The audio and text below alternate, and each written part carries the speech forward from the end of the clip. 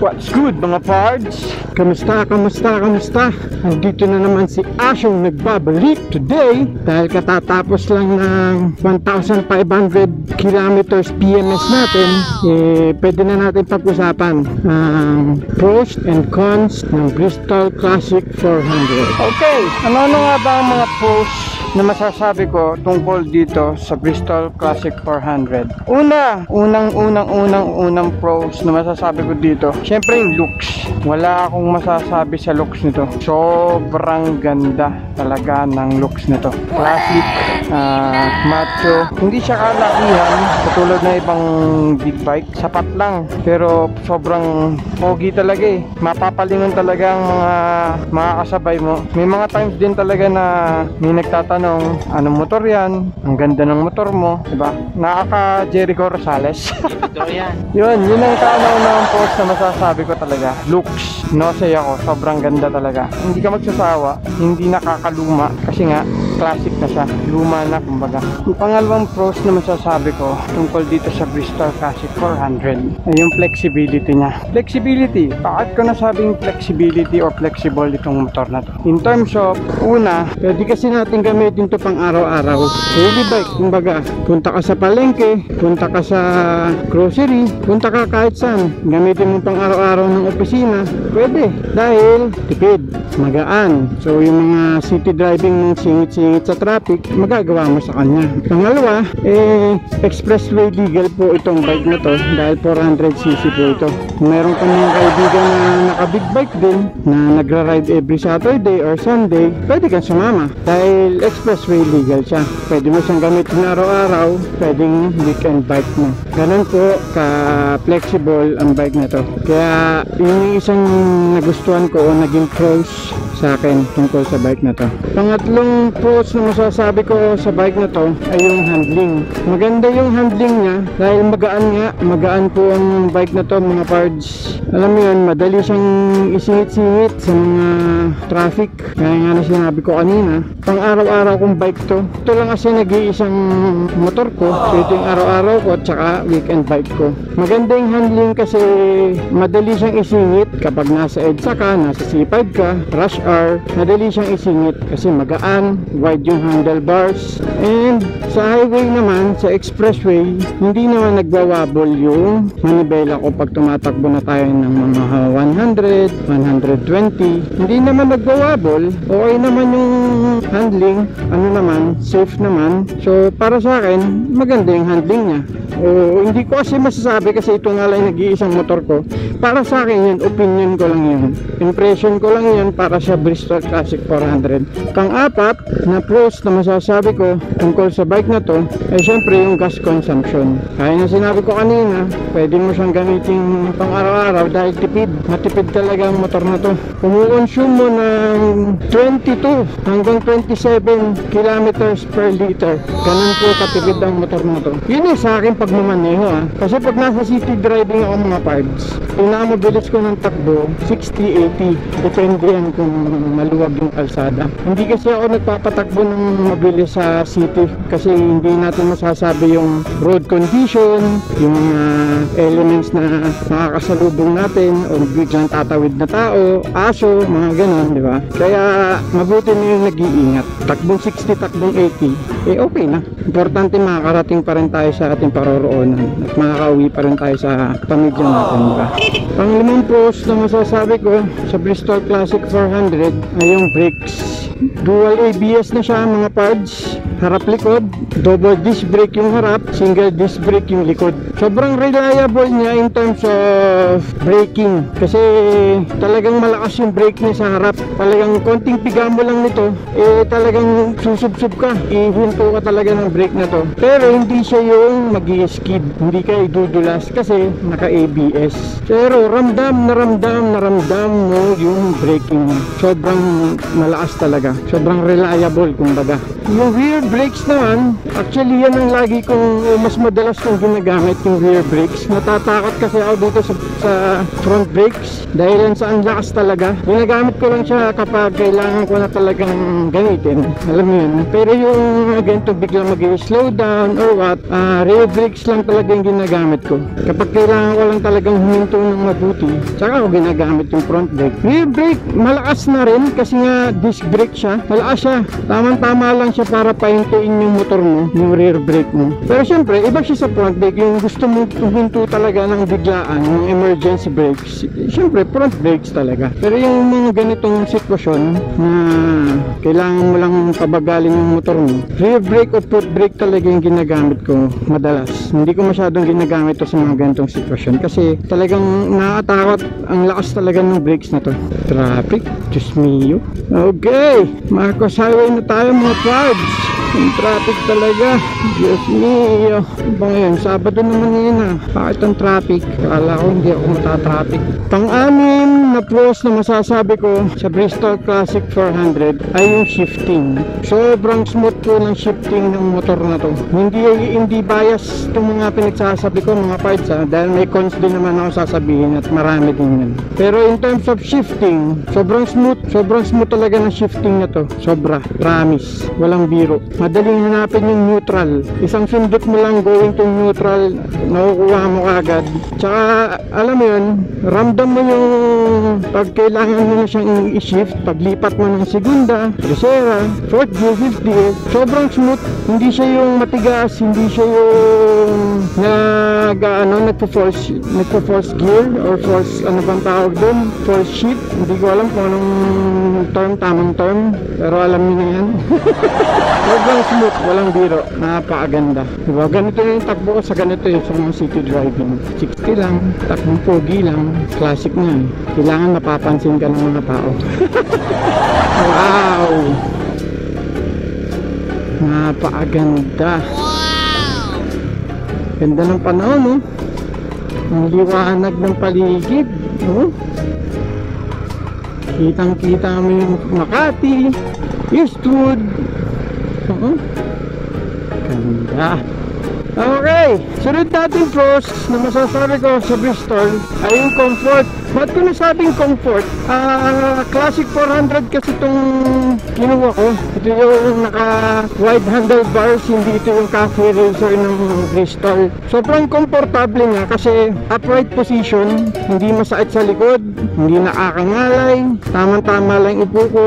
Although gusto kong babaan yung upuan ko, gusto kong panipisan para mas komportable pa, para mas mataas pa yung handlebars. Pero sa sitwasyon ko ngayon, okay naman, sobrang smooth na, sobrang komportable na para sa akin. Kahit pang long drive, city drive, traffic, para sa akin komportable pa rin ako. Medyo nakakapagod yung kung pinili natin yung cafe racer, masakit daw sa likod kapag traffic, tsaka sa kamay at tsaka sa braso. Pero in terms of long drive or expressway, hindi naman daw siya nakakapagod kasi syempre tumatakbo ka naman doon, yung weight mo hindi naman nakatuon dun sa manibela, unlike pag traffic, diba? Doon daw nakakapagod, masakit sa katawan yung cafe racer. Kaya ngayon, sasabi ko, komportable ako.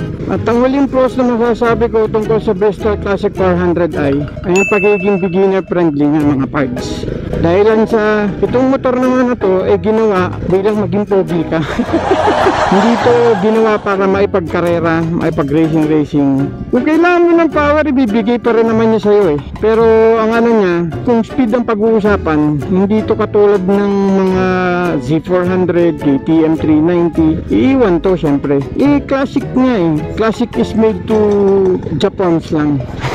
Takbong pogi ka lang para makikita ka ng mga tao, diba? Mapapansin ka. Enjoy mo lang yung paligid mo, ganun. Tapos kasi hindi ganun ka ano yung throttle niya. Kumbaga yung first gear niya, hindi ka magugulat na uy, ang lakas, ang bilis, parang ganun, diba? Ang lakas ng brakes ko. Tapos pag second gear mo, nandun yung talagang power. Mararamdaman mo nga hataking ka ng motor na to sa second gear. Kunwari nag first gear ka, diba? Tapos biglang pag second gear mo, pag bira mo ulit, uy, may power, may hatak, kumbaga may torque na doon magugulat ka na may ganun palang power tong motor na to. Yun yung pinagandaan o lahat ng pros na masasabi ko tungkol dito sa Bristol Classic 400. Walang bias po yun, totoo po yun. Yun yung mga na-experience ko at naramdaman ko tungkol sa motor na to. Oo dyan, ang laki yan. Alrighty, C5 na as. Wow, grabing araw. Pag-usapan naman natin, ano bang cons ng Bristol Classic 400i? Excuse me, yung traffic, what's happening ba? What makes the traffic ba? Ang kauna-unang cons na masasabi ko sa Bristol Classic 400 ay yung lights. Pocket lights. Lahat po ng lights na to ay hindi LED. Headlight, signal light, brake light, tail light, lahat ng ilaw na makikita mo sa motor na to ay hindi po LED. Bulb type po, bulb type. Ibang tawag dun? Bulb? Halogen? Hindi ko alam. Basta hindi siya LED. Pero, yung cons na yun, nasusolusyonan kasi yun. Siyempre, aftermarket, palit ka ng LED na ilaw, diba? Pwede naman. Tsaka yung pagiging malaki ng headlight niya, parang hindi proportion yung laki ng headlight dun sa motor. Sa ganun kalaki yung headlight niya. Nasusolusyonan din naman siya ng aftermarket. Palit ka ng headlight, diba? So, may grill pa para mas pogi. Tapos, LED. Yan ang kauna-unahang cons na masasabi ko sa Bristol Classic 400i. Pangalawang cons na masasabi ko ay yung busina or horn. Hindi po maganda yung pagkaka-wiring ng busina ng Bristol.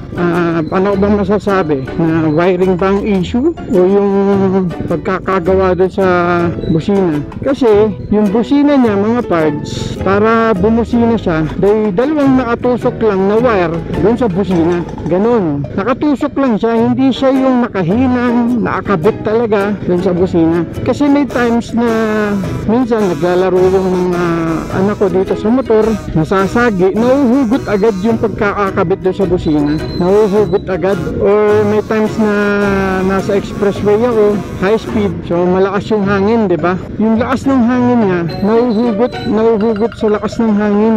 Wala akong busina. Siyempre ganun ka, ang hirap nun kasi hindi naman tayo naka aftermarket exhaust, diba? So yung exhaust natin stock, hindi tayo ganun masyadong maririnig sa expressway. Kahit magbobomba ako na magbobomba dun, hindi nila ako maririnig. Sobrang ano yun, risky yung wala kang busina.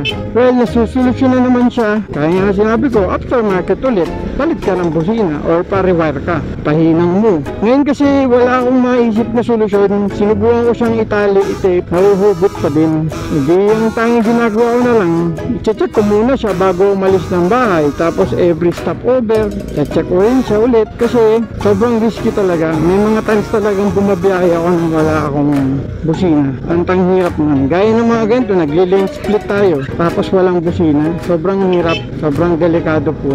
Kaya naging solusyon ko lang, check ng i-check. Grabe naman tong araw na to, galit na galit. Pasensya na sa araw mga parts. Oh my god na araw. Wala akong maita. Para akong pina-flashbang. Ang kasunod na cons na masasabi ko tungkol dito sa Bristol 400 ay yung clutch. Yan po. Yan ang isang cons na masasabi ko. Dahil sa sobrang tigas po ng clutch nito. Walang biro. Matigas po ang clutch ng Bristol. Unang tuwa ko nito. So nilabas ko siya sa kasa. Bumiyahe ako pauwi ng Marikina. So EDSA ang daan ko mga parts. Grabe. Walang biro. Sumakit yung kamay ko. Pero dumating din ang time na nasanay na ako. Hindi na siya ganun katigas para sa akin. Feeling ko nga lumaki din yung mga muscles ko. And eventually, nung nagpa-PMS ako nitong 1,500 kilometers ko, niluwagan na nila. May ginilaw sila dito. Niluwagan nila dyan. And nilagyan nila ng lubricant. Nilub nila yung cables, yung hose ng cable, yung clutch cable, kung ano man tawag dun. And eventually, lumambot naman siya. Hindi lang kasing lambot ng mga nahahawakan kong clutch ng mga kasama ko mag-ride. Dati ito, hindi ko to napipisil ang dalawang daliri. Talagang kailangan buong kamay ang pampisil mo dyan. Ngayon, kaya kong i-clutch ng dalawang daliri. Pero yung mga kasama ko sa ride. Grabe lambot ng clutch nila. Hindi hydraulics yun mga parts. Malambot talaga. Kaya mong pisilin na isang daliri yung clutch nila. Hindi ko alam kung paano nagagawa yun. Na bakit dito sa Bristol hindi nagawa yun. Sana masolusyonan yun sa mga susunod na batch ng Bristol. And syempre, may solusyon din naman sa mga merong Bristol na. Merong aftermarket na clutch lighten ang tawag. Nakita ko to sa 01 Moto, ang moto shop ng lahat. Nakita ko yung clutch lighten na kinakabit nila doon sa kahit anong motor na may clutch. Pwedeng gamitin yan. For 900 pesos ata yung nakita. Kung ginagawa niya, dinudugsong niya yung dito. Puputulin to, yung aparato, yun yung nakakabit sa clutch mo. Tapos yung kabilang dulo ng aparato, yun yung nakakabit o yun yung nakadugtong doon sa clutch mo mismo. Abay, nabigla ako mga parts. Nagulat talaga ako. Talaga namang napipisil na lang kahit yung liliit. Ang problema lang kasi nakaikot siya dito. Hindi ko gusto yung naging itsura niya. Ano pang cons ang masasabi ko? Hindi ko masasabing cons ang suspension kasi ito lang naman nag-iisang motor ko. Pero masasabi ko na bouncy siya, matalbog. Hindi ko alam kung stiff ba ang tawag doon o malambot. Kasi nga first bike ko to mga parts. Ito yung first bike ko, so hindi ko alam yung kung ano ba ang tamang timpla ng suspension. Basta ang nararamdaman ko matalbog. Matalbog talaga. Mapapansin nyo sa boses ko yun paminsan-minsan. Nag-uugtol ako. Isa pang hindi ko masasabi kung cons ba yung tires. Kasi as of this moment naman, after 1,500, hindi ko pa naman nararamdaman dumudulas ako. Hindi ko pa nararamdaman nag-skid ako. Kaya para sa akin, reliable pa siya. Unlike dun sa mga dating tires ng Bristol, sinasabi ng mga first batch owners ng Bristol, yun talaga madulas daw yun. Yun yung dual sport pa na tires. Yun daw talaga madulas. Pero itong tires nilang bagong ngayon, hindi ko masasabi na madulas to. Kasi nga, ano na to street tires na. Hindi ko lang alam yung brand. Pero para saan, reliable na siya. Susulitin ko muna bago ako magpalit. Pudpudin ko muna siya. Ngayon mga parts, yun ang mga pros and cons na masasabi ko. Idadagdag ko lang, pros din pala sa akin yung presyo ng motor na to. Sa halagang 238,000, pogi ka na, expressway legal, lahat ng pros na nasabi ko kanina, sobrang sulit sa 238,000. What's good mga parts? Nandito na tayo sa castle ng ating Montresor Leather! Woohoo! Yan lang may-ari ng Montresor Leather mga parts. Hindi po ako. Madami kasi nagsasabing ako din ng may-ari ng Montresor Leather. Nagkakamali ko kayo. Magkamukha lang kami. Pwede ko kami kalbo. Pero hindi ako. Siya ang utak ng Montresor Leather. So kung may gusto ko yung paggawang mga leather things like wallet, bags, lahat ng maiisip nyo pwedeng gawin. Actually, nagmi-meeting kami ngayon. May bago akong pinagagawa. PM nyo lang, Montresor Leather, nandyan sa screen nyo. Yan. Nandyan. So, nandito ako ngayon, hindi lang dahil sa Montresor Leather, dahil meron tayong bagong pinagkakaabalahan. Nagpapagawa na tayo ng sticker! Let's go! So, lahat ng mga kita sa akin sa daan, okay, mahiya, dahil hindi rin man ako nahihiya. Humihingi na sticker mga parts ha. Mabait tayo. Kano lang yan? Sticker lang yan. Bibigyan ko kayo ha. Kaya dito ko na rin tatapusin ang video na to. Maraming salamat sa panonood. Sana nagustuhan nyo ang pros and cons ng video na to. Kung nagustuhan nyo, bigyan nyo ng isang malaking thumbs up. Like nyo yung video. Yan. Tapos kung bago ka sa channel ko, hit mo na rin yung subscribe button. Dyan. Sa ilalim yung kulay pula. Libre lang ang pagpindot niyan mga parts. Ring mo na rin yung notification bell para updated ka sa mga bago nating videos. Maraming salamat mga parts. Maraming salamat Asyong Nation. So hanggang dito na lang. Keep safe, ride safe. Peace!